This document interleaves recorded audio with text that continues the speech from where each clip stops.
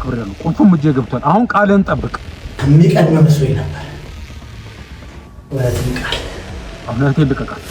መጀመሪያ ቁልፉን ለሚስቴ ስጣት። ከዛ ዝርክርክ ሆናችሁ የሰውን ቦታ ሲት ሰማኛለህ። የሚመለከተኝን ነገር ብቻ ነው ማድረገው። እሺ እርግጠኛ ነው።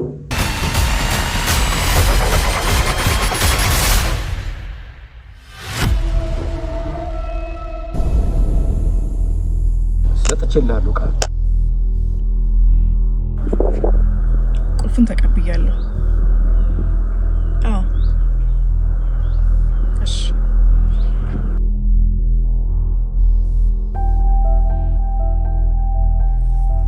አልጨረስንም እኮ። ስልኩስ? የሚላክልህን መልእክት እዚሁ ጠብቅ ብለዋል። ይሄ ስልኩስ? በራስ ስልክ ነው። ካለበት ቦታ ዞር ብል ያለው እዚያ እዳም